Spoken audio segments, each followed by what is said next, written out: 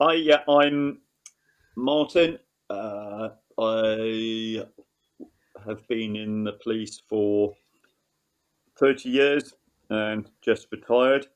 Uh, I was 4 years in uniform in Shropshire, then transferred down to Worcestershire, and was initially working in uniform in Worcester.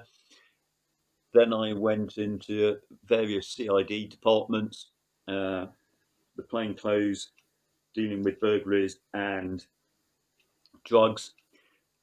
Then same in CID in relation to uh, other complex crime.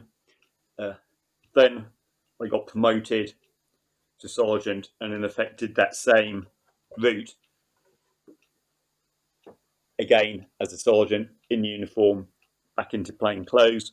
Uh, Worked in one sensitive area, and then came back out to do some work as temporary promoted as a detective inspector, and then retired in May. That's a pretty good run through, I think. Um, so my kind of main research is going to be on kind of the impact. Well, not the impact, but like police experiences with kind of hate crimes and crimes that stem from prejudice, Hmm. and kind of your experience with that. And obviously, I'm pairing that with the kind of psychology of prejudice and Yeah, how it kind of forms and where it comes from. So, kind of, how would you say you've encountered it?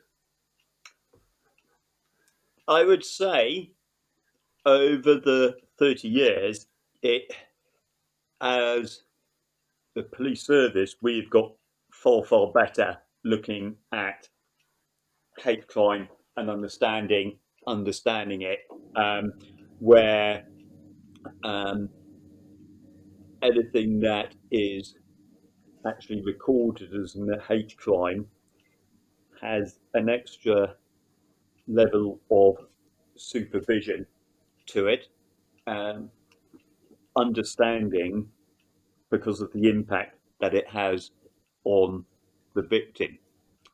Uh, going on the psychology element of it, um, regarding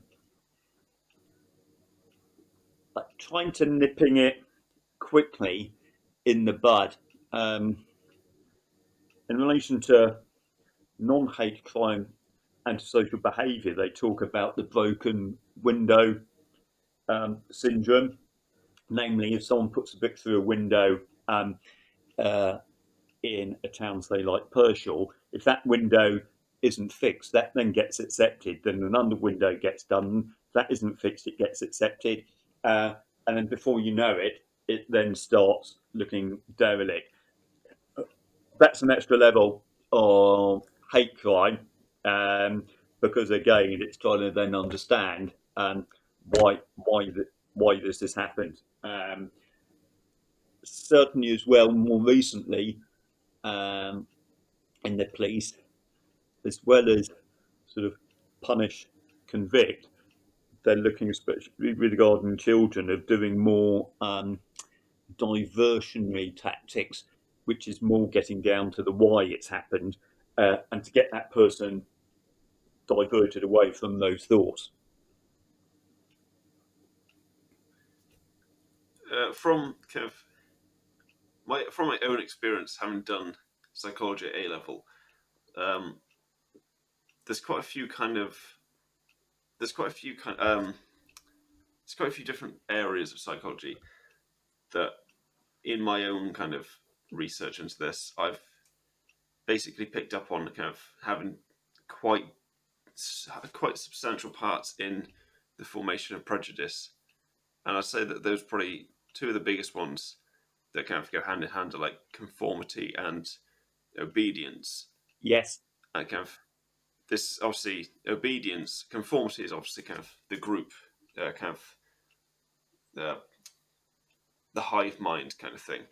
But obedience, would you agree that that kind of comes into kind of like the radicalization that's obviously Yes, I more mean you've common got the now? on interesting. I mean, when you mentioned the conformity and obedience, the thing that immediately came to mind there was we studied, and I studied that for the police. Uh, My Lai in Vietnam, um, where it was a massive atrocity um, completed by the Americans, and all the troops pretty much went down the conformity and obedience going. Didn't know think necessarily it was right, but in one way distracting them from their actions and put the blame somewhere else. But yeah, you've got the conformity and an obedience in relation to racism.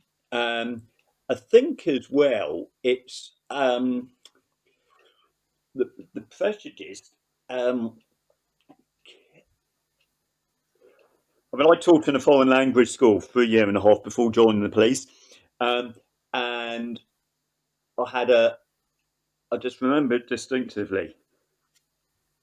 We finished doing the sport. There was an Israeli kid and an Arab kid talking to each other, but I just remember sitting there, nattering them, and going, "Oh, you're good mates." And one of them just turned around and said, "Well, why shouldn't we be?" And I just thought, 10 years time, you're going to be disliking each other, possibly fighting each other. So yeah, it's got you've got the conformity, obedience, uh, but uh, the did you look at the when you studied the blue eyes, brown eyes experiment? I feel like we probably did. However, it has kind of it's slipped my mind right now. Yeah, yeah. So So this uh, and this was a primary school teacher in the States um, who was looking at racism in, I think it was the 60s. And she did an experiment herself. Um, it's famously called the Blue Eyes, Brown Eyes experiment, where at the beginning of the morning, and I can't remember which way round it was, but I whenever think it was something I well, think it was brown eyes. was it? Right, yeah. So whenever Yeah, I do remember now. Like, yeah, so celebrated good things by a brown eyes stew kid, and then in effect knocked down and criticised a blue eyed kid. And by about lunchtime, all the brown eyes were picking on the blue eyes, and you just think. And then I think the teacher swapped it round for the afternoon and quickly changed it, and they're absolutely flabbergasted how quickly through uh, indirect, not or even just direct, and that you think you've got a leader there, so that could be a parent in relation to a prejudice or anything, and that how quickly that changed in relation to then actually quite not nice behaviour happening around the playground. Um, so you've got that kind of, as you said initially, conformity. Obedience, but in one way, and I'm trying to think of another word that fits in with that, like so grooming to your way of thinking, yeah, um, uh, and it's all it can be all just very very subtle. But of course, as soon as that subtle happens and that person's hooked in, then another Um, oh gosh, I'll have to look it up. Another interesting thing to do with racism, we're taught it in the police in relation to our actions, where your mindset is the circle. So my mindset affects my behaviour. That behaviour affects someone else's mindsets, affects their behaviour. Now, we weren't actually taught that in relation to racism. We were taught that in relation to actually um, self defense. So if you get told you're going to something violent, and say some warnings come out, you're actually there, or kind of that fight and flight syndrome. But in actual fact, you might want to get there and actually just talk the person down. Um, but you think that's still not Pandora's box. Oh gosh, what was it called? Um, I'll Google it now. But again, that so again, it can be a um, parent's mindset starts affecting their behaviour. That behaviours then start affecting kind of the mindset of the children, and then if the children's mindset changes, then that goes on to their behaviour. So yeah, there's quite a number of different um, reasons for it,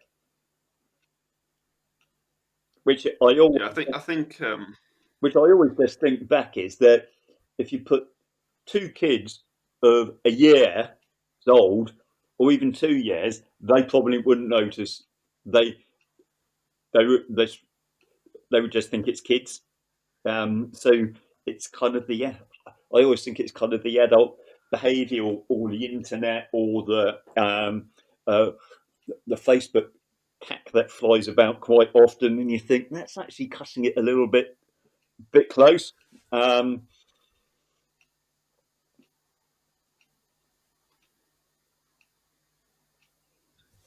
yeah, I think especially with the blue eyes, brown eyes kind of yeah, not experiments per se, but study. yes, It kind of it more so proves more than anything that this kind of uh, this prejudice isn't an innate thing. Like, people aren't born to hate other people, and I think it's quite an interesting thing to see. Kind of a lot of ideologies of, like, looking back at kind of some big people like Hitler and stuff. They bring in this kind of thing of like group mentality, mm, because I think deep down everyone knows that prejudice isn't something you're born with, but but because it isn't, they have to justify it even more. yes. And then what's then is it intriguing um, regarding the justification is that if they're saying being sort of asked questions about it, are they actually telling the truth when they give those answers? So going back to that My Lai um, Vietnam village slaughter, when they're actually then um, being questioned, and they're kind of putting the blame, saying, well, we just had to act under orders. Was that because they're just totally deflecting it? But at the time, were they, in effect, groomed, say, by the US military to go, all these people are actually out there to kill you? So, in actual fact, at the time, they actually did. And then reflecting back and actually thinking, oh, it is wrong, but we'll deflect it somewhere else. It's difficult. And I guess the military example isn't necessarily a good one, because you think it's a slightly different situation than a group element of, say, three people picking on someone, um, uh, which they've got a greater opportunity to walk away or challenge and say, I don't want to be part of this. Yeah. So, in your 30 years of policing, would you say you've had much experience with kind of uh, hate crimes of any kind, kind of, racial, homophobic, kind of like sexist, even, to bring that in? Yeah, I think it's it's reported more. Um, I would hazard a guess that we're not we the police aren't actually informed of as much that actually does take place. Um, uh, as I said, we're certainly better at scrutinising it, um, and actually putting support uh, in for the victims themselves. But certainly when you think of Worcester in certain particular areas, it is very multinational. And again, say with say some of the um, more elderly part, say just taking for example the Asian community, if they're the first generation run over there, over here, um, their experiences of their local police in India or Pakistan isn't going to be very trustworthy. So if someone says something to someone than them, are they actually going to come forward because of their experience of policing from their own country? So my gut feeling would be is that we just have reported the tip of the iceberg, which in one way then makes it even more important to actually try and identify who these people are. Yeah, I think the idea of kind of who it is quite important. It's quite an important thing when it comes to prejudice because it realistically can be anyone. Yes, yeah, and again, I do quite a bit of, or have done quite like kind of the science of things. So again, you sort of think on the behaviour. Pareto's principle is an 80-20 split. So okay, he was an industrialist that looked at Italian, which said he said that 20% of his population creates 80% of the growth for the economic. He actually then actually that was all changed in relation to life. So you actually think of all the hate crimes, you've probably got 20% of the actual offenders doing 80% of the committing. So you think if you can like get into those to find out why, rather than just straight catch convict, which is part and parcel of it as well. But like we need to change people's mindset here. Um, then you actually think you have a bigger impact. And I think as well, Yeah, I think. what actually really struck me um, many years ago, I was speaking to at that time a fellow sergeant, uh, and because of course we also have hate crimes committed against police officers, because when something's going on, they'll um, they'll say something, and it was a really huge impactive because I was sort of say, well, yeah, um, they will call us pigs or will call us something like that.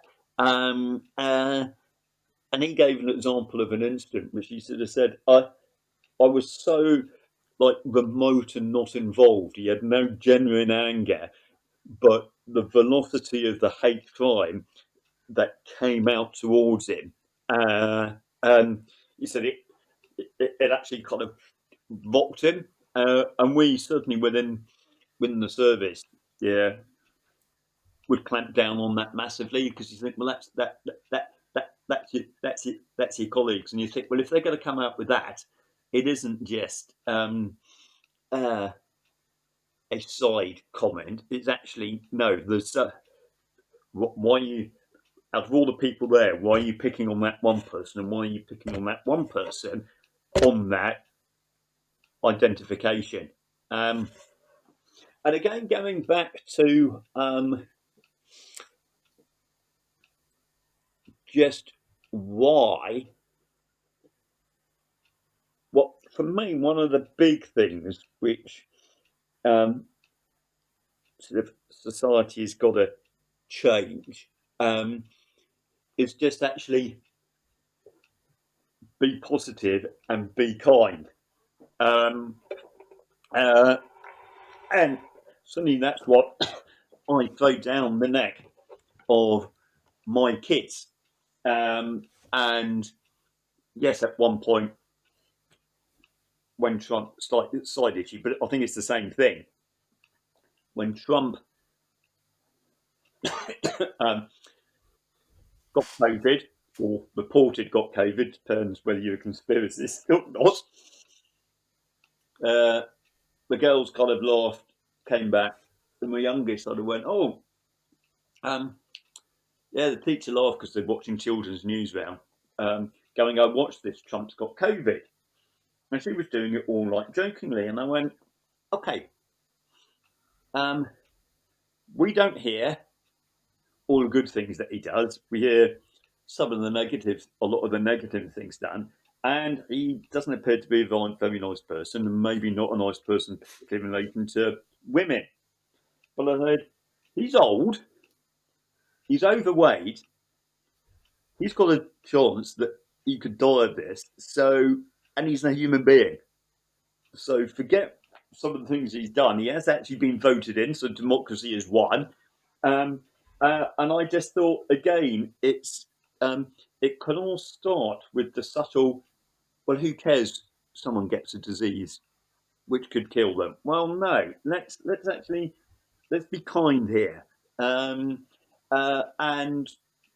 another thing is of like again where it could start is a lot. So many people, and you actually think just like society and everything, um, talks negativity, and this isn't about like COVID. Um, uh, so instead of picking on and looking at the good things in a person, everyone just talks about kind of the negativity about situations. And again, this is another little, not so much. I don't think it was a scientific experiment, but I saw it just on Facebook. It was a teacher um, went into class and filmed, and she wrote up the nine times table on like a flip chart. But first of all, put 9 times 1 equals 7, because the kids in the primary school were giggling. And she went through the whole lot of it and turned around and said, "What's funny? Miss, look, you got it wrong." What? Yeah, yeah. I got one wrong. It was a silly mistake, but I've got 90% right. So why? And you think, why are you? And it was, why are you focusing on the bit which is wrong? I've actually got 90% right, which is the biggest and the hardest part. So again, if you look at someone's disability who says missing an arm, well, they've actually got a heck of a lot of their body, but and quite rightly, under the Disabilities Act, um, they need help. But you actually think, well, it's just actually look at the best about people. So I think it's a fascinating subject. Um, but as you quite rightly said, you're not born that way. Uh, Yeah, I think mainly with kind of coronavirus and stuff, it has kind of shown that there are these kind of people around who have this disregard for others, kind of with also people hosting parties and stuff mm, throughout throughout the entire time, just kind of thinking, well, I'm not going to get it, and it's not really a it's not really kind of the idea of they're not going to get it. It's more like if they get it, they're all right. That's the mindset yes, that some people have kind of got, we're and it's interesting on this prejudice and disability and vulnerable. So you actually think in contextualizing to what we're talking about, um, that therefore they're doing an act which could actually result in the spread of the disease even asystematically to go back to someone's grandparents who then actually catch it and die. And you're thinking it's that element of is just kind of more just people thinking about themselves. But it's again, it's just that I was in Tesco's the other day. I was in the kind of the non where you could just pay for it without the human being there. And the lady who was right furthest forward in a wheelchair, one of those electric scooter things, and a helper was um, sorting her stuff out. I finished mine, couldn't get by, so I stand back 2 meters, probably more, and just stand and wait.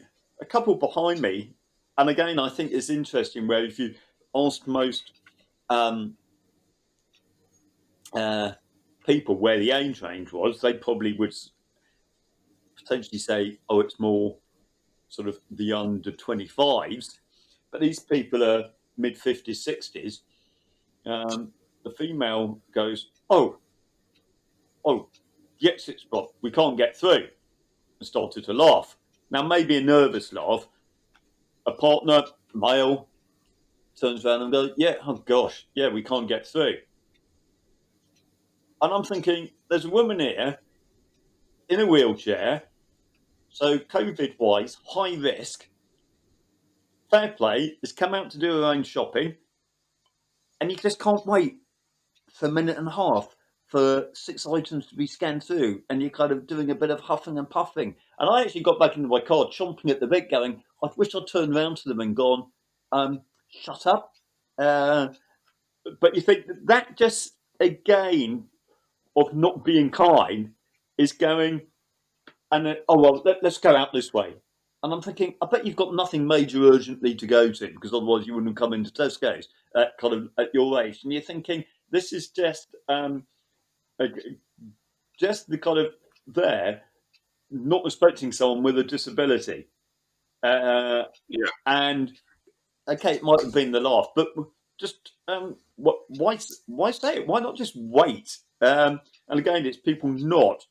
I'm sure if I'd spoken to them and said, "Do you realise what you've just done there?" they would have been a bit like, "Oh, crikey!" But you think they're not.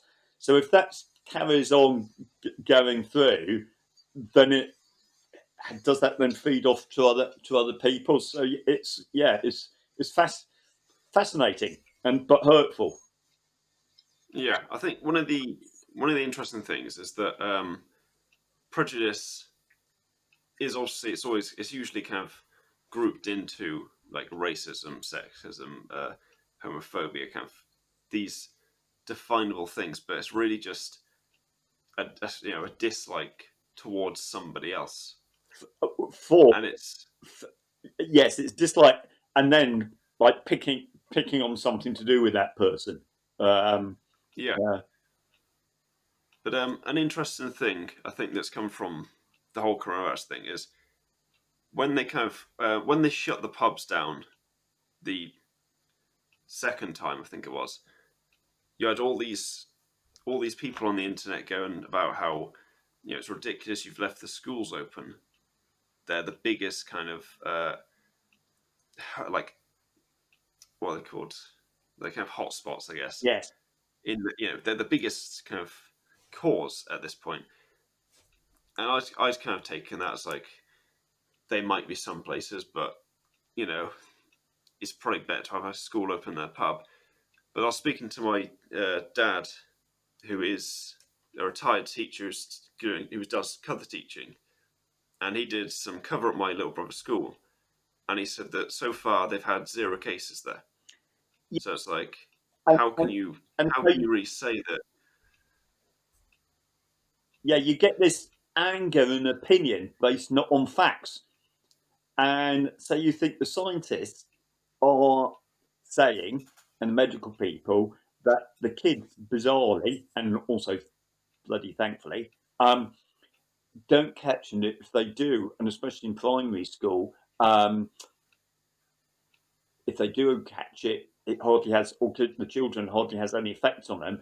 But certainly in primary, they don't catch it at all because their systems are all developing on it. So again, you get this anger of this is affecting me, namely I can't go to the pub, but what about them? So there's kind of anger and this unfair, but it's like, okay, um, are you getting all your facts off Facebook? Are you actually researching it from a medical point of view? And you think that just fuels uh, what anger, and then before you know it, it's like, well, we're we don't like them, we don't like this. It's kind of like if you have any experiences that you can kind of draw on from either dealing with kind of hate crimes or experiencing kind of prejudice, I guess, as a police officer. Okay. Like if we do the first bit, the experience of dealing with um, hate crime. I think off the top of my head, I would say the vast majority is verbal abuse. Um, see from like go back to your own country um, to then using um, slang, uh, hate words such as that's like "he bastard." So that go. I'm trying to think. The vast majority of it is verbal, potentially with sort of the harassment element of it. So within, because you actually think when these things are said, say for example, "you packy bastard," that is right deliberate to aim at something hurtful about that person.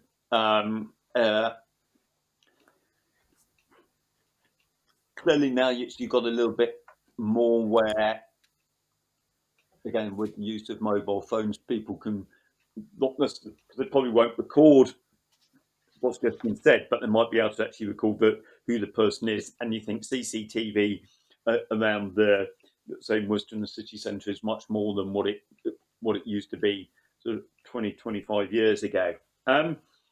What Having worked in Evesham, where there's a large Eastern European community, sort of like working in the fruit picking industry, it is actually surprising, or let's put welcoming, that in actual fact, those communities actually do get on really well together. Um, I've been and if you think if it's gonna inverted commas kick off, it's gonna be potentially at night, drink related, and how actually refreshing and at night it is when you're standing outside the nightclub and you've got all different um, uh, nationalities coming out, and they all actually getting on. So where you sort of think to yourself, potentially, so 20 years ago, the old like when Blair was allowing people in, oh, get out of, you're taking our jobs. Which is actual fact. Well, if you actually applied to do that job, you might actually get it yourself, which was Yeah, a very strange concept. Yeah, you haven't applied for any job for the last 5 years, so why are you saying they're taking your job? But you think you can, on the other balance of that, where say in just say take for example in London, if you've got a one-man band plumber who's in their own house, you sort of think that person is gonna probably needing to charge quite a little bit more. But if say you've got an Eastern European plumber who's come over and is living like in a one bed sit with about three or four other people, you think that person's overheads aren't so much anyway. So maybe does undercut. So yes, it can have a negative effect on people. But again, you think the difference is that they're grafters. Um, Probably like with a lot of people, I shop on Amazon. Um, they're either mostly Eastern Europeans are delivering the stuff to me. So again, you think a bit like what we were talking before is kind of that anger about the primary school kids based on incorrect facts. When someone's saying, "Well, you're taking our jobs," well, okay, how many jobs have you applied for in the last month? None. Well, okay, then. Well, maybe you need to look at yourself first. So yeah, experience, please. I would say the vast majority of it is verbal. It might be uh, like say a disorder which is happening, which then that element is then added on. Um, what you've then got as well, of course, is where you have things like the EDL March, which then comes into Worcester, where you think that's at a different level and playing field, where it's an organised event. I'm not saying it's a right event, I'm saying it's an organised event. Understandably, you're allowed to demonstrate, so then um, the antis against the EDL have got a right to protest. Um, uh, but in actual fact, that could also be fueling loads of resentment from both sides, uh, which Yeah. which in one way you can think actually results in no winners.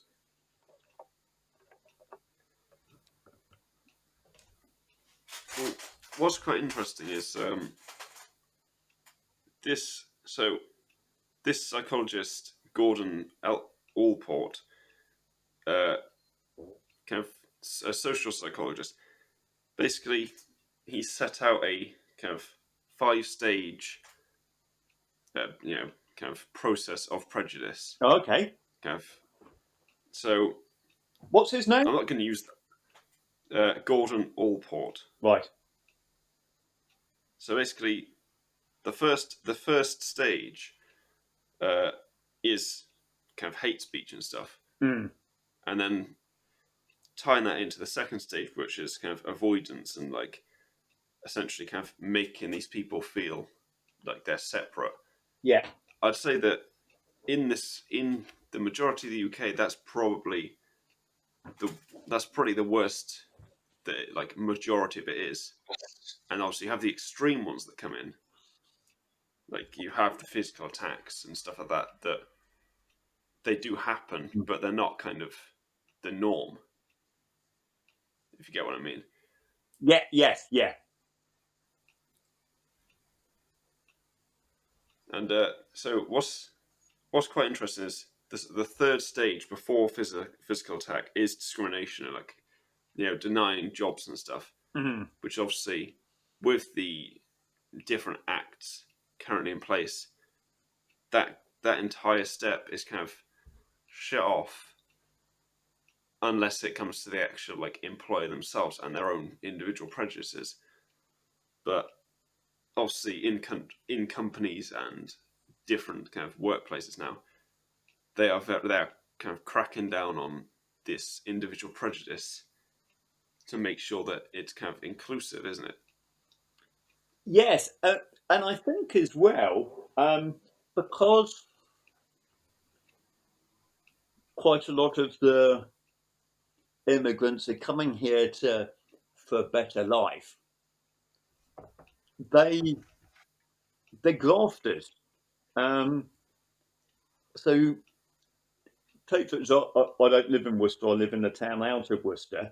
Um, uh, when I was on the police and on shifts, I used to see two lads cycling. You look like kind of Middle Eastern origin, cycling out of Worcester at about 5:45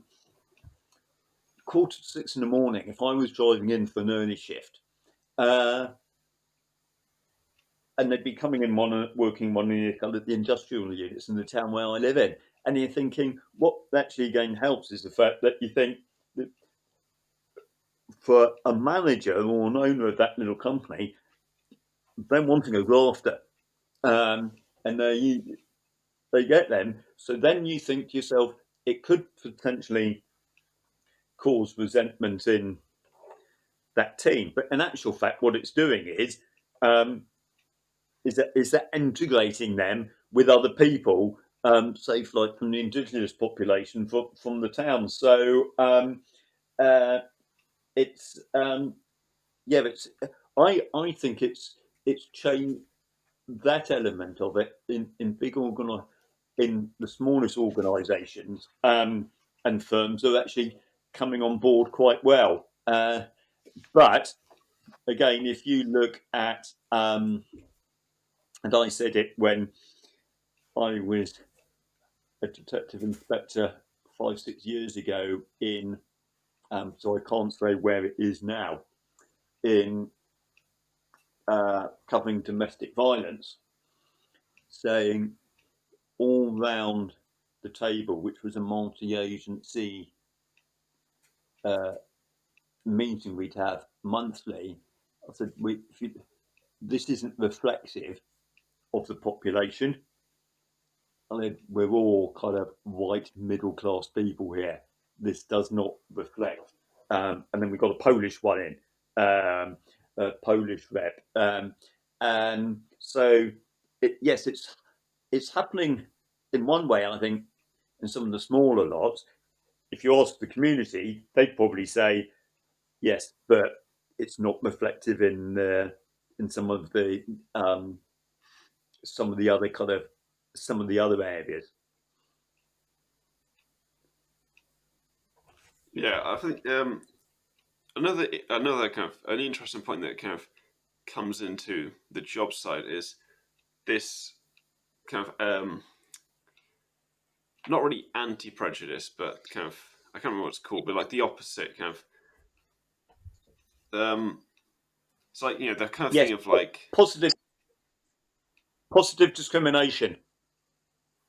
yeah, but it was a big one to do with that was kind of there's well it's still going, but obviously like the whole talks about the glass ceiling and women, and there were like all the numbers coming out about how many CEOs there were Mm, of each gender, and it's kind of like you can't expect the numbers to change overnight because a male CEO isn't going to just give up his job because he's a man, and obviously the society that he's in now sees him as kind of in the wrong.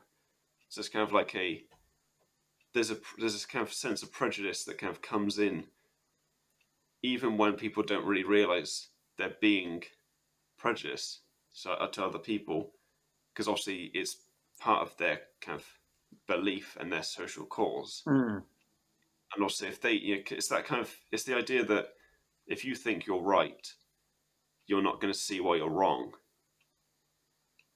yes, yes, yeah, and um, and you can totally understand why the people who are victims, and I'm not talking about victims out on the sort of the street through um, verbal abuse or assault, but as you said, kind of um, the discrimination, prejudice in the workplace, say for women getting jobs or even black women getting jobs. But you think it's going to take time to get that person up through the junior management into the top realms of it. Uh, but yes, but it's the same old thing, isn't it? I mean, certainly by definition in the police, if someone considers a comment or an assault is done because of hate crime, then by definition it's a hate crime. So, say if we're talking here and you say, Martin, you soft southerner, because I was brought up in Sussex. Um, if I thought, whoa, wait a minute, hold on, that's that's a deliberate hate crime comment, then by definition that gets recorded as a hate crime.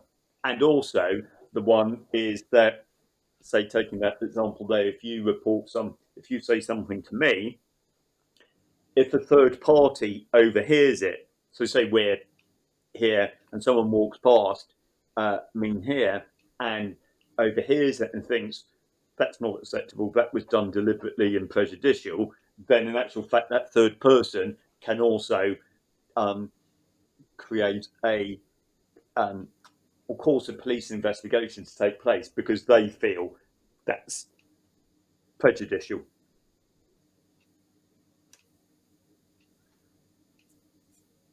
It's yeah, it's it's quite a very it's very like beefy subject, kind of because obviously it touches a lot of different things. Because obviously prejudice, in its basic form is kind of I don't like this person or group because of this, Mm, and it doesn't even like the person doesn't have to act on it.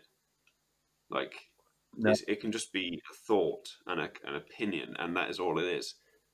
So it's like this kind of prejudice in society isn't going to be gone anytime soon because there are still people who are brought up in families Yeah. where their parents passed down this prejudice, and obviously even if throughout their life they're taught that that's wrong, some of these little things just kind of stick, Yes. and it's not until so like even people in my generation have these prejudices, and it's kind of it's quite it's baffling to me, but it does kind of bring up the fact that it has to be it's a very gradual change. Yeah, and I think it the role potentially of uh, media. Um, when I was your age, we didn't have mobile phones, so you just watched the news and you watched that, but you still had it influenced. Um, and But now, with also with mobile phones, you can hear good news stories, but also just kind of the negativity that like flies about with it all. So when something happens and everyone like starts like chipping in with their opinions, and you think as well, um, a person who's mentally vulnerable may well, again, not based on any facts, may well use their phone or go on their phone quite a bit because it's like, okay, I'm by myself, I'm thinking I'm communicating with someone or something like that. But it actually can be very, very subtle to kind of just start turning um, those prejudices uh, where the person may well not necessarily do it deliberately, just like fight, wanting to fight their corner. Um, but you think, say, like political views or stuff like that. Decades ago, you'd only hear it, read it in the paper, or kind of something through the door on 3 or 4 channels on the telly. But now you've got every individual who you're potentially friends with on Facebook chipping into an opinion regarding something, which most of it is whinging about other people, talking about that it's unfair. Like your example about the well, why can't we go to the pub but schools can stay open? Well, they don't catch the disease, and um, but if you go to the pub, you're going to be um, the facts state that in a closed environment in a pub, if you're in a pub for like an hour and a half with all these people and there's no ventilation and you're sat next to someone that doesn't matter whether someone's on the other table because it's just lingering in there, you're likely to catch it. But of course, as you Yeah, put it, people will put, oh, isn't this unfair? And then people will jump on the bandwagon. Yeah, it's very annoying. Well, in that case, then let's meet up for loads of drinks in each other's rooms.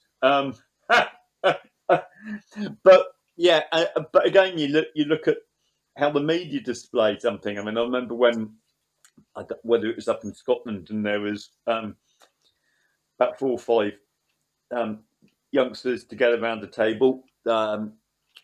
They'd all got like pints, and there was one who was going, "Well, I can't understand why we're not going to be. I think it's unfair that we're not going to be able to socialise and drink together. Now, she was practically shoulder to shoulder next to the person that she was talking to, and she openly said, well, all that's going to happen is that we're just going to buy drinks from an off license, go into each other's rooms. Now, that fueled anger with me. But then I had to go and think, okay, I wonder how many people or how many pubs they've been round and they found, in effect, the worst. They found the kind of the worst table. There might have been loads of youngsters sat quite some distance apart going, yeah, don't worry, we can understand, all drinking outside on the pavement or in the beer garden. But they tell us, and this is the mainstream media, show us the picture of people very close going, well, we're not going to abide by the rules. We're just going to, it's going to make it worse because we're just going to each other's room. But you think, does that depict the whole everyone of that age group? But it's the one which, and yeah, I'm making a cup of tea, going, you bastards, that you're the reason why this is going to carry on for longer. And I'm actually thinking, but I don't know. So it is. It's. I mean, it's like with the news on lots of things. How often do we hear good news stories? Forget COVID. Most of it is talking about things that have gone wrong. Um, Yeah. uh, Well, one of the kind of things that I've seen definitely recently with all these news stories about coronavirus is the kind of like news, their kind of spin on the stories. So like I've seen a few kind of saying, oh, there's loads of people who are not happy about a lockdown and stuff, and then I think one of the papers did a poll saying, would you be happy to do another lockdown? And it was like pretty much overwhelmingly like, yeah, sure, just get it over with and kind of mm, get it done.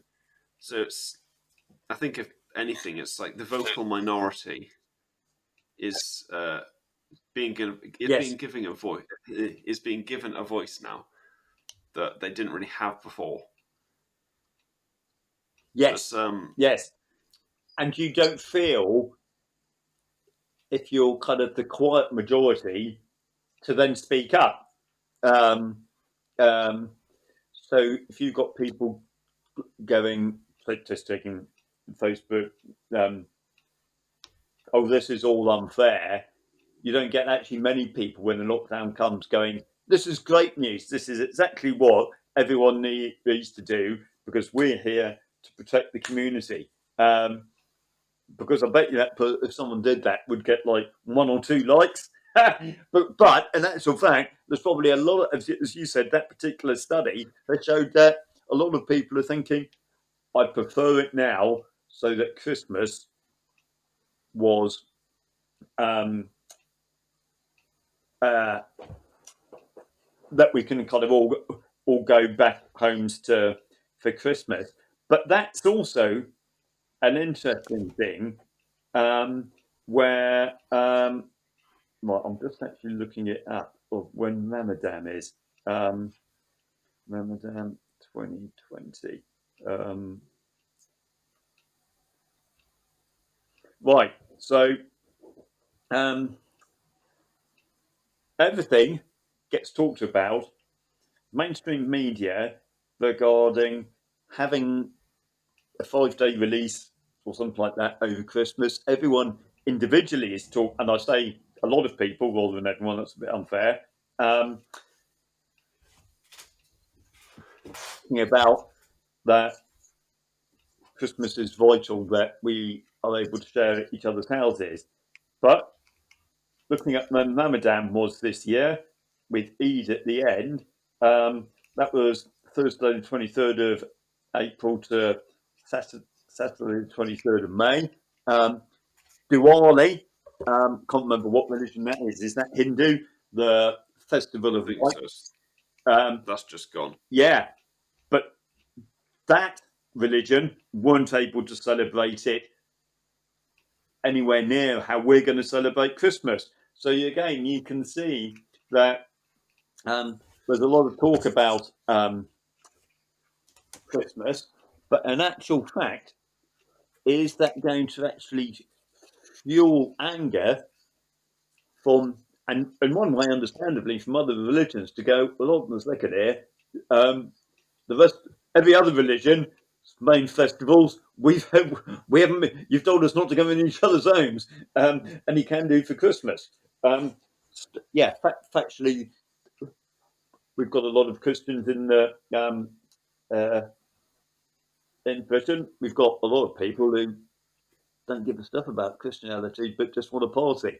Um, uh, Yeah, and it is family get together, massively. But you actually think Diwali, they just lit lights in their own houses. Ramadan with Eid. So again, it's like it's. I think the politicians or the statistics or statisticians would talk about that is actually based on numbers. But you think it could hack off quite a lot of people. Um, yeah, yeah.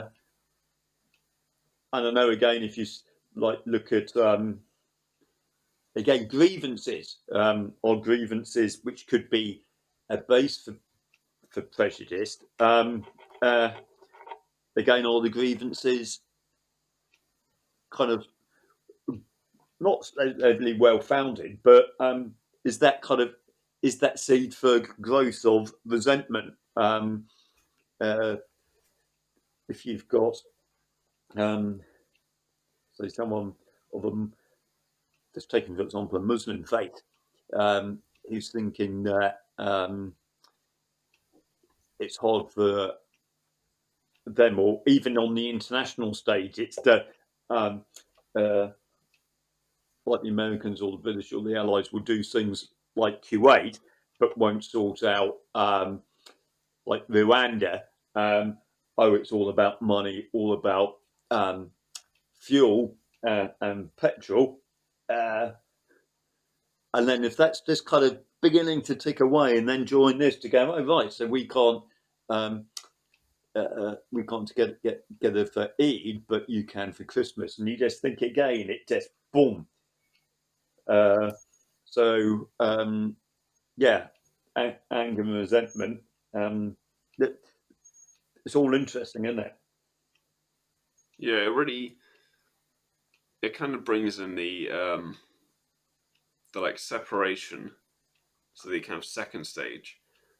It kind of brings that in. Like, it's not a kind of, most people wouldn't think about it, but it is. It's, you know, it's happening. Yeah, Like, people aren't kind of going, well, like people. It's the kind of us versus them argument. Are like, well, if they can do it, why can't we? yes, And it's not like when you've heard these arguments on the internet and stuff or whatever, you know, on the news. It's not like people going, why can't we have Christmas? And like, why can't we have this and that and this and that? And like representing all the groups, it's kind of like, why can't we do this? mm, And obviously, it's the vocal. In this case, it is kind of the vocal majority, but it is a minority within that majority who have been very vocal about it. Like, you know, myself and my older brother are both students, and they've set up that travel window. Uh, I think it's next week. right, Yep, next week, and it's, you know, like, we're doing tests, we're doing kind of mass, basically evacuation from universities and stuff back home for yeah, Christmas, and it's kind of like, I was considering, like, if it, you know, if obviously, because my mum is clinically vulnerable, right, so obviously, you know, the last thing I would do is take it home. God, So it's like, up until they announced that, I was kind of like, well, I don't even know if I can go back, because I can't, without having a test, go back with the certainty. mm, And it's like, you know, I had, throughout the entire time, I was kind of thinking, if I have to stay here for Christmas, that's what I have to do. You know, it wasn't like, it wasn't the end of the world.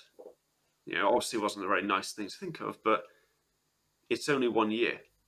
Yeah. It's one time. It's like if I had to miss out for it once because it would help further down the line, then I feel like that's worth it, isn't it? Like Well, it's like the it's people a in the queue. benefit approach, isn't it?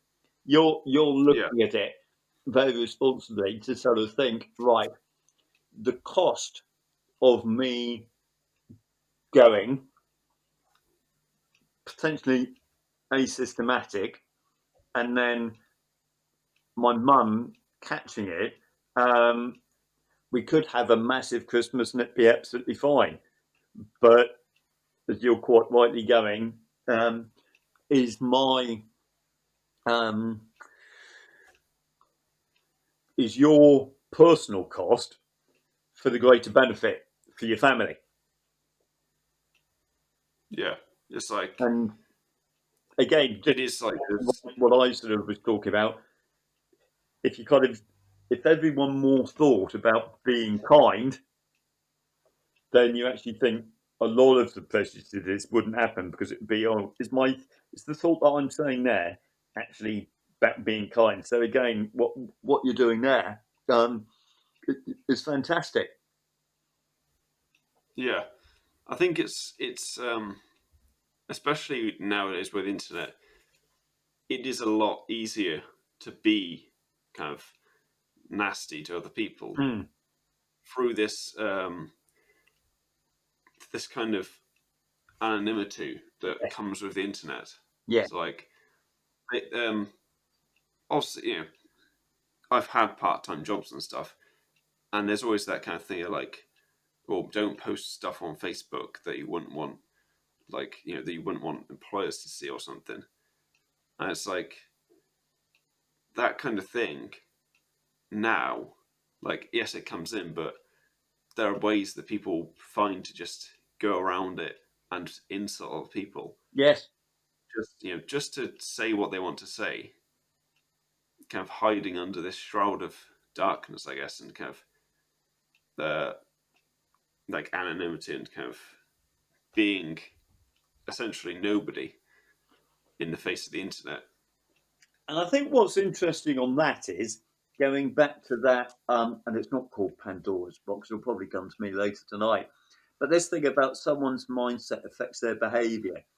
So those people who are saying don't post that because the employers could see it on Facebook. Well, in actual fact, you can put your security settings on Facebook. I mean, no one can get past my front page on Facebook apart from Yeah, friends. Um, but in actual fact, what they're talking about is someone's behaviour. They're not actually talking about the mindset. So just or you actually it's still okay to put it on Facebook, or it's still okay to have those thoughts, but you can communicate those thoughts in another way, like verbally, but just don't put it on Facebook because your employer might see it. Well, just um, don't think those things. yeah, this is probably actually the deeper one. Um, uh, I've always thought the interesting thing regarding prejudice and um, resentment of other people is is football hooliganism. So you can have these people in kind of your tribes hating other clubs. Um, and again, that's quite interesting when you hear um, sort of people talk about kind of your local derbies and things like that. We're always up for the playing against this other team, and this could be actually the players. And you think, well, that's actually kind of fuel it. And local derbies are fine because you've got that kind of uh, that sort of extra edge. But you think you can have all this aggression um, against inverted commas different tribes in football hooliganism. But as soon as England are playing abroad, you've got all those clubs coming together for another common identity, namely then causing problems. And okay, it's not so much now, but it was rife before, and you think all those people, you're probably scrapping amongst yourselves during the season in England, and then you're going abroad supporting England, and you've just got another identity where you're coming on to then do it, say, to fight the Netherlands or the Dutch or anyone else. And it's just, what's this? Where are you going from? Intriguing, isn't it? Yeah. So I just had a thought. When did you leave the police? Was it May, so? It was May this year. May, Yeah. right? When was this event? So you left kind of just before all of that big kind of George Floyd, Black Lives Matter Yes. kind of hate on the police that kind of came in from some groups And after all that. yes, and that is fascinating and intriguing. One on the element of what we've been just talking about, social media flying around, but also in even potentially mainstream media and not um, like representing facts. Um, where, but hold on.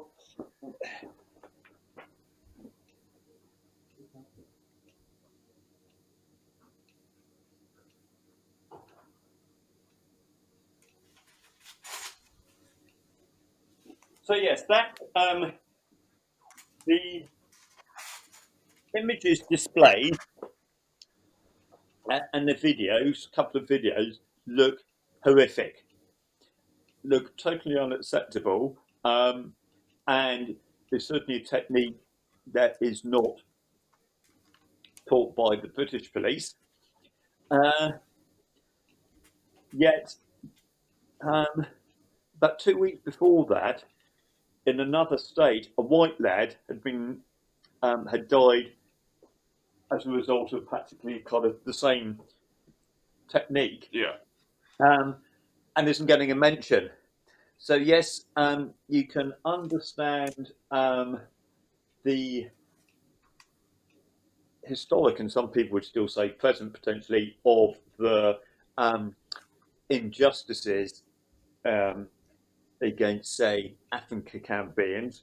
And again, not being in America, I would. It's hard to judge how angry, especially if, in the southern states with things like the Ku Klux Klan and stuff like that. Um, so again, is that still underpinning um, uh, it? But you think that that incident created a number of black police officers getting killed. Didn't get a mention. Uh, a lot of the like the homicides in particular areas are also on gun. There's one uh, police chief who talks about it quite a lot. So yes, there are massive struggles, um, massive injustices, and it's again, it's in one way sometimes it's hard to comment when you're thinking you're not actually out there, but that just spiraled, and then we're getting riots in um, in London during a COVID situation, yeah, and uh, you're thinking, okay, yes, I am absolutely certain there's some not very good things that happen in particular areas, and a lot of the blacks would say, right, this is because of my colour. And I know someone who got uh, who's black, who got stopped by the police in London, and they said, we've been stopped so before for a traffic offence or just kind of line. They said it didn't feel nice. It did not feel nice at all. So again, you think that's the that mind and behaviour element of it, or the chicken and the egg. Well, which is it first? Uh, but yes, you just look at that and you just think, yeah, it looked horrific, and a person has died, but straight away it's it's a black person, and the speed and the ferocity of that, um, uh, is quite incredible in a way. Yeah, I think one of the things I saw kind of after a good few weeks after was, I think it was on Twitter probably, there was people sharing this, like, some kind of clips of British police officers somewhere, you know, mis like kind of blatant misconduct, definitely not doing what they should be doing. And it was kind of like people sharing this about, kind of being like, what are you going to do about it? And I can't remember what it was, but like the official, Twitter account of that police precinct, or I guess it'd be, they kind of came back and said that was dealt with. It was kind of, it brought this kind of, it essentially gave a group to hate at that point in time. Yeah, and that's actually very very interesting. Where, as you said, people have probably got a lot of anger over COVID, frustrations, uh, and that, and then suddenly it's something that they can potentially like latch onto, and uh, again you sort of think, it's but again going back to the sort of the definition, if someone thinks that that was a hate crime, then in one way it is a hate crime. But again, you think to yourself, when it's the kind of that. It's also interesting the impacts they like. If even mainstream journalism, like sort of tapping into people's emotions. Uh, Again on that, where it's like, okay, well, how about you? I think it again. I saw a clip. Can't remember which news uh, item it was, which when some people were saying, well, this particular example of kind of the police just wanting to commit, like in effect, genocide, um, was, well, in actual fact, out of a country of, I don't know what the states are, 77 is it billion or something like that, people, that in actual fact, the actual figures of white, okay, I think it was gunshot um, shootings of police officers on white people compared to shootings on black people, the actual figures were actually hardly any different in relation to when you look at it the size of the country. And okay, those figures may well have been twisted to fit kind of the story of this.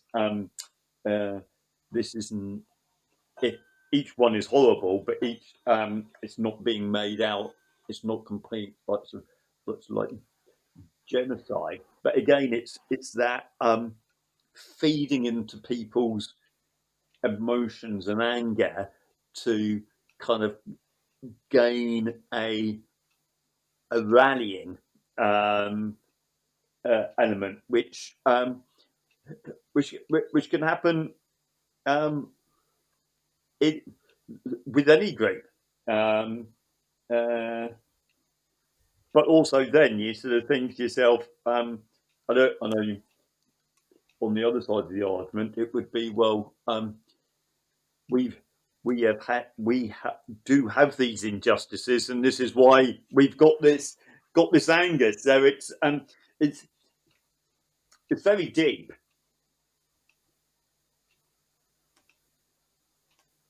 Yeah, I think it's. I think Prejudice it is a very it's a deep lying thing, mainly because it isn't an innate thing. Like it has to be kind of taught. So I do think that the fact that like I was saying uh you know the kind of comparison between like male and female CEOs isn't going to change instantly because it just won't happen. It's going to take time, and as long as there are people passing down prejudices, it's going to take even longer for it to go. Obviously, uh, I think hopefully in my lifetime, prejudice will kind of as a kind of mainstream thing will go away because that's really what it is currently. Yeah. But I'd like to pose a question like, would you say you've ever experienced kind of prejudice from being a police officer? Yes. Um, I was only talking about this recently, and it was the when I was teaching. So I did a PE degree, taught for 2.5 years. If I met up with my old friends from Chester with their sort of new friends, I'd just be introduced until I joined the police. Like, this is my friend Martin. As soon as I joined the police, if I met up with any of them and say I'd gone to meet them to say spend a night, and we would be going say into Yorkshire, Skipton. You straight away be introduced. Oh, this is Martin. He's a police officer. It's like, why? Why have I suddenly got this label and attachment?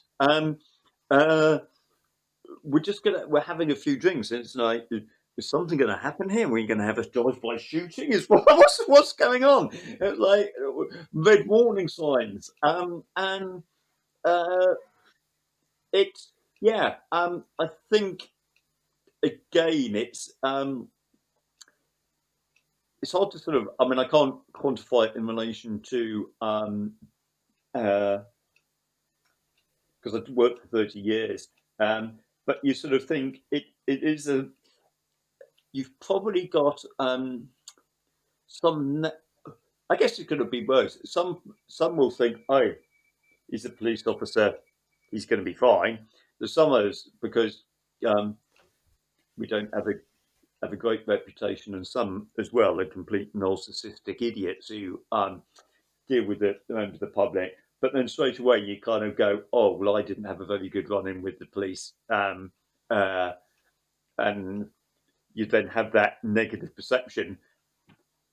Where again, I would say, yeah, but if you had a plumber come round to your house, he might not necessarily be a very good plumber, or he might not be, say, necessarily very communicative, but that doesn't necessarily mean that every single plumber in the whole of UK is a bad plumber and can't, can't communicate. I think as well, interestingly, coming out of the police, and where it actually might be sort of a positive prejudice regarding going for future jobs, where if you and I can't say whether it is or not, but I made my 30 years police to my advantage when the hospital um, put out a request for like patient assistance and patient access during this lockdown. Um, my very last day actually working in the police was the 9th of April when I did the clap for carers outside accident emergency with the police and the fire service, and I organised that. So I've got a bit of an affinity with the hospital, especially because they've patched me up a few times when when things haven't gone well at work. So I contacted them and then got hold of the person's email. And one of the things I put on there was, look, I've just retired as a police officer. So if you and if you get in touch with this person, that he'll from corporate comms will validate of who I am, because what I did at the hospital on the 9th of April. But I used it as a kind of a positive selling point to go, so if you're trusting me with collecting patient's property or property from a relative to take up to the hospital, then I would like to think from my professional experience, you know that that information will be, you're giving me sensitive information regarding a patient where they're living, that will be kept tight. So I guess for potentially for what I'm thinking of doing in the future, I'm going to be using that as a positive spin. Um, uh, yeah, it's yeah. As I said, I can't but that's just the main bit in relation to what people think when you sort of say that you're kind of, oh, what do you do? You're a police officer. You think that's again, um, is that down to their prejudice or is it down to their experience in relation to what perceptions they have? Um, Yeah, I think there's like this. There is a kind of weird prejudice towards police where people kind of have this like I guess it's kind of like a Big Brother esque fear where like that's like oh they're the police, they're the authority, yes, they enforce the law, and it's like I've the police the people who have worked in the police that I've met, like none of them give off any of those kind of vibes or kind of I wouldn't think oh this is somebody to be kind of fearful of yeah, because it's just a job. It's just you do get some people in every line of work who are the bad people. They're the bad example, but they're not the norm.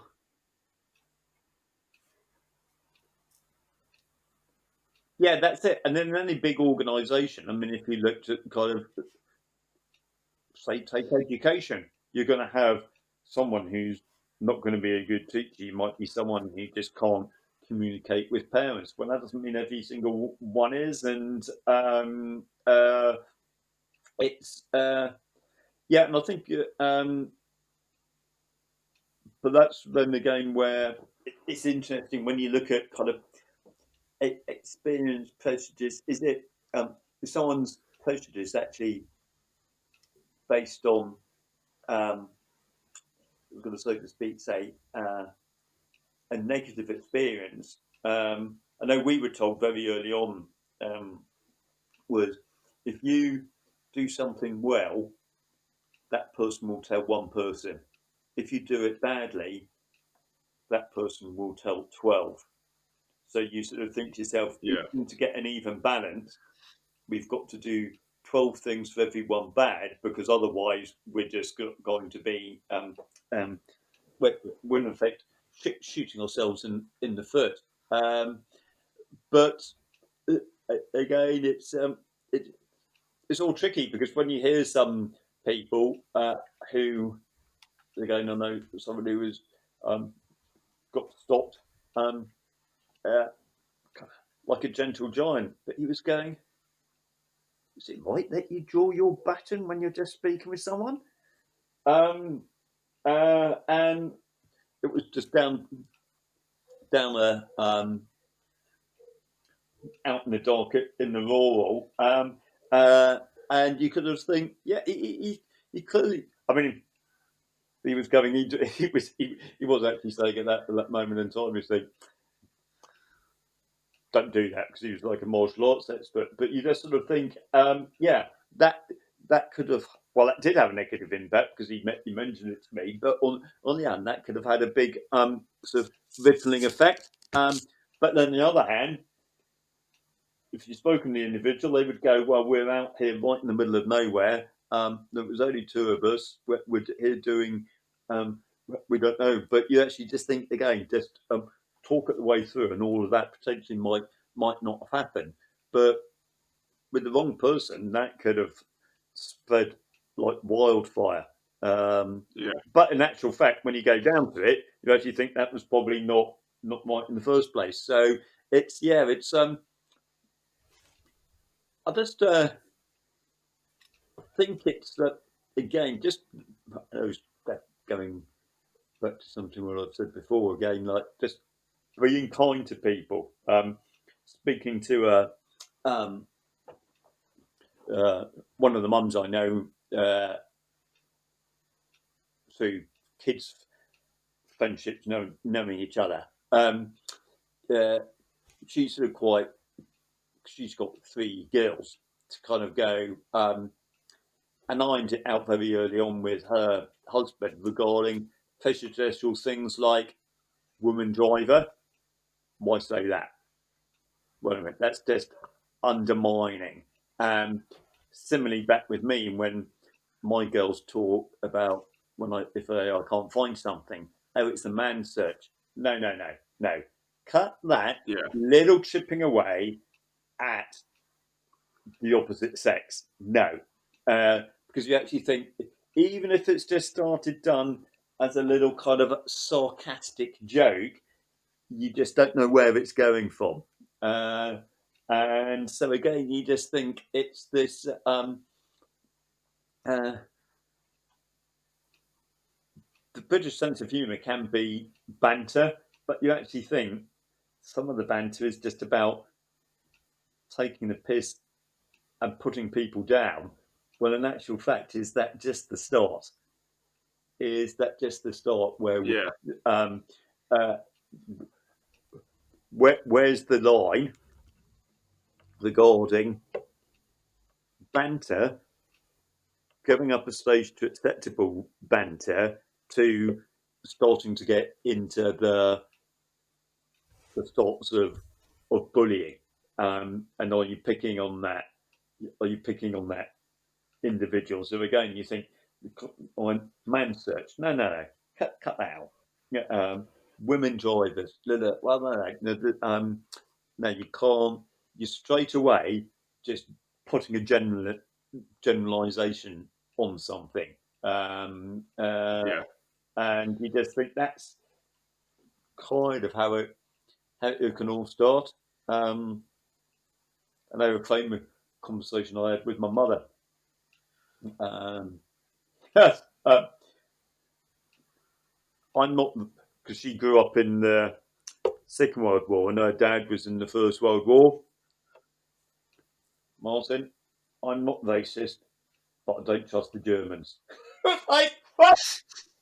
like that. It's like, yeah, I'm not, but what's the but? So again, you just think to yourself, yeah, it, it's intriguing. I mean, you generally think that we're going in the right direction, where there's so many more like kind of mixed race marriages, and that isn't just say with blacks and whites, where you've got Polish meeting sort of say British partners, or kind of say like a Romanian meeting a kind of a Russian. So you think to yourself, there's more and more where kind of in one way the grey boundaries have gone. Um, but of course, interestingly speaking, with a couple of people with Brexit, um, who were kind of going, and these were again national people going a little bit worried because I've got like a Dutch passport. Does that mean that I'm going to be out of the country? I've been here for X number of years, just out of kind of not thinking about it. I haven't changed my passport. Is this going to have an impact? And yeah, it's so I heard something the other week. Someone sort of talking about that. That's that's had an increasing kind of resentment to um, to others. Um, but yeah, it's intriguing, isn't it? Yeah, I think as the kind of barriers have come down over the past few years, and more people have been able to mix and kind of get to know each other, some people have kind of they've had to kind of create more kind of elusive explanations for why they can be prejudiced. So, like the common one that kind of comes out is the it's just banter. Yes, In the UK, it's like you can because I like as as a current student, like some people you can have banter with people, and there's pretty much every time there's always that one person who takes it just too far, yes, and it's just like, why did you do that? Because it ruins the whole. Like it can be a very comedic thing, and then that one person does it, and it's just that slight bit too far, and you like the kind of yes, the malice that wasn't there before kind of comes to the surface. And it's like it's an unsettling thing. yes. And that's where, again, like the broken window syndrome thing is that, okay, you've just gone up a peg on the ladder there. Uh, and does that get challenged, or is that, and then when that happens again, does that person then become a little bit more influential? And then someone else then sort of goes alongside with that person. And do you think, yes, a little um, mitig- it's that, yeah, it's that thing about when a message is sent, um, uh, is it received, and if it's just banter in the same jovial manner, if that is where how it is meant to be sent. But if it goes up a level and you said with malice, then oh well, hold on, wait a minute, where's this going? Um, uh, Yeah, I think I just lost connection there for a few seconds or so.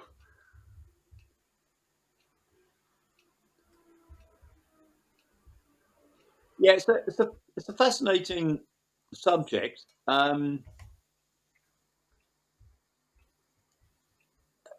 uh, and it's the kind of as we both have sort of said, things have massively improved. Uh, but also, on the other hand, there are some not very nice things which are taking place at all. Uh, and yeah, and of course, those are again, even mainstream news wise, those are those are the only ones that you hear about. You, Yeah, all the good news stories don't get mentioned. I think it is. It is a. It's no longer a reflection of society. Kind of these the views that kind of most people hear are no longer the views of the majority. They are the minority, Yeah, and they are, however prejudiced or just wrong, essentially they can be. They're the ones that people get kind of forced into their kind of stream, on social media and whatnot. And it's obviously like the good doesn't get shown on the news just because that doesn't sell, does it? Like, no, it's not touching people's emotions. Like the example I gave of that pub with four sort of young people sat round. Um, I'm sure a lot would be looking at it going, students. So firstly, you don't know, you don't know if they're students or if they're just like young people out. So straight away, there's a labelling going on there, and you're thinking. But if they are, even if say if they were students, that's actually only 4 people in that town. So in actual fact, where are the others? In actual fact, they're actually in the student accommodation. If they're not students, again, the pub wasn't actually that full. So Yeah.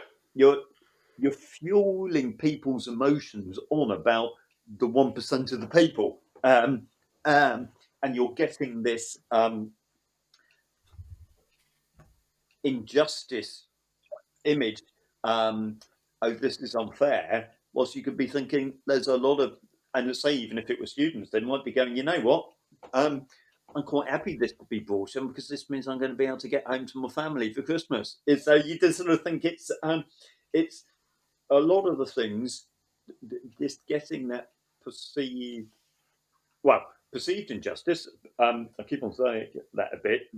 I mean, there's a heck of a lot of injustices. There must be, um, Yeah. but you think gets it's it's feeding that raw emotion, um, and the injustice, and then you think, yeah, you're on a roll then. Well, it is. It is the us versus them kind of thing. Like with the schools versus pubs kind of, Yeah. those people on Facebook and the internet just, you know, they are like, they, at the end of the day, they are essentially saying, you know, we are the pub group, they're the school group. Yes. And it's, in reality, they're placing them heading to the pub over the next generation, going to school. Because, like, they missed out on however many months of school. But obviously, to them, it's we missed out on that many months of the pub or golf or whatever. It's kind of internalization of this problem. Yes. And how it affects me, not about the fact of uh, what we can do to help others. Yeah, it's an inconsiderate kind of norm that some people have Yeah. adopted. Sorry, not adapted. And also, I think that can, again, I mean, I'm not blaming necessarily parents all the time, but you think that that's coming from somewhere. Um, so you think in your um, younger life, you're either at school or at home, pretty much. So that um, teaching, indoctrination, bringing up where um, it's all about me, it's coming from somewhere. Um, uh, and so you sort of think again, if there's instantly that everyone's thinking, well, how does this affect me? More than actually thinking, what do I do? What do I need to do to actually to make society better? I think it's again we all got this nature and nurture bit. We've all got we pick up biologically things from our parents, but again, it's like how many people who are police officers, you find out that their parents were police officers, um, or kind of people following uh, other careers, following their sort of parents' footsteps. Well, you've probably got that Yeah, biological bit, but also you're just being given those standards. So a successful businessman has probably got that sort of self belief and drive and that business head that gets passed down to the children, but also it's probably that's how what's getting talked about in the home, and so that person then again that follows the lead. So yeah, it's intriguing.